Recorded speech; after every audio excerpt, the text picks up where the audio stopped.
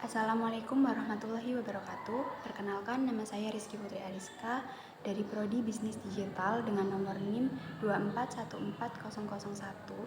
Di sini saya akan menjawab dan juga menjelaskan tentang soal-soal dari mata kuliah Sistem Informasi Akuntansi.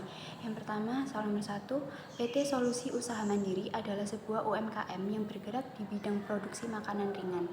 Saat ini mereka masih mencatat transaksi penjualan dan pembelian secara manual di buku besar tulis tangan. Mereka ingin beralih ke sistem informasi akuntansi berbasis komputer. 1. Identifikasi minimal 3 risiko akuntansi yang mungkin muncul dari pencatatan manual. Risiko akuntansi pada pencatatan manual yaitu 1. Kesalahan pencatatan atau human error, yaitu di sini kemungkinan salah tulis, kelalaian mencatat, atau pencatatan ganda yang dapat menyebabkan data tidak akurat. Yang kedua, risiko kehilangan data. Catatan manual rentan hilang atau rusak akibat faktor fisik seperti kebakaran atau kerusakan buku. Yang ketiga, kurangnya bukti transaksi yang lengkap. Tidak adanya dokumen pendukung seperti faktur atau nota menyulitkan proses verifikasi dan audit. Yang kedua, rancanglah alur sistem informasi akuntansi sederhana untuk proses penjualan dan pembelian. Gunakan diagram alir atau flowchart atau narasi sistem. Alur sistem informasi akuntansi sederhana berupa narasi. A. Penjualan. 1. Pelanggan melakukan pemesanan produk. Petugas kasir melakukan data transaksi penjualan ke dalam sistem. 3. Sistem secara otomatis memperbarui stok barang sesuai penjualan.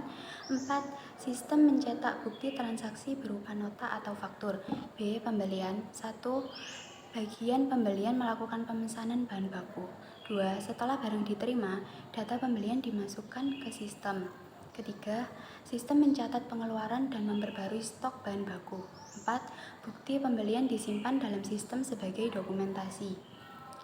Ketiga, jelaskan bagaimana interaksi modul penjualan dan pembelian dapat mempermudah proses pelaporan keuangan bulanan perusahaan ini.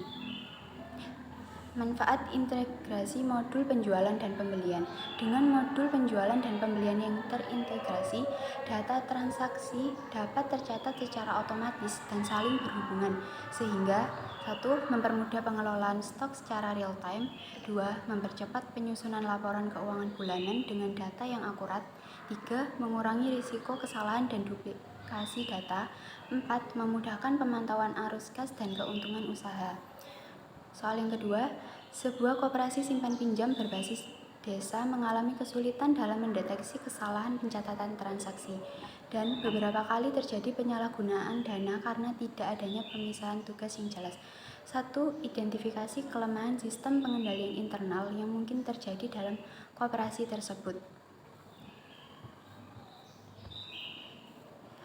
1. Kelemahan sistem pengendalian internal. Tidak adanya pemisahan tugas yang jelas sehingga satu orang dapat melakukan pencatatan sekaligus mengelola dana, meningkatkan risiko penyalahgunaan. 2. Kurangnya pengawasan dan pemeriksaan internal secara rutin dan sistem manual yang rentan terhadap kesalahan dan memanipulasi data. 2.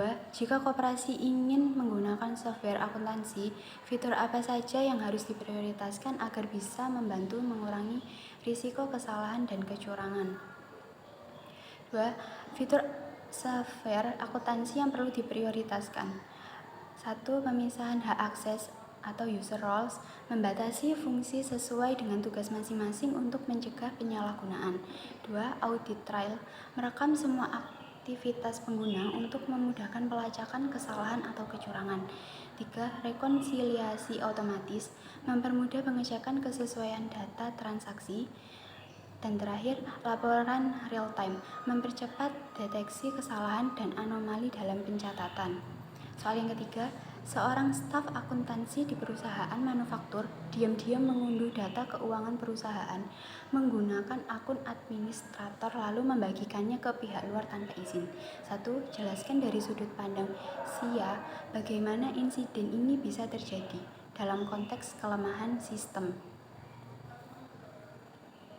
Jadi, satu penyebab dari perspektif sistem informasi akuntansi, yaitu pengendalian akses yang lemah, seperti staf menggunakan akun administrator tanpa izin.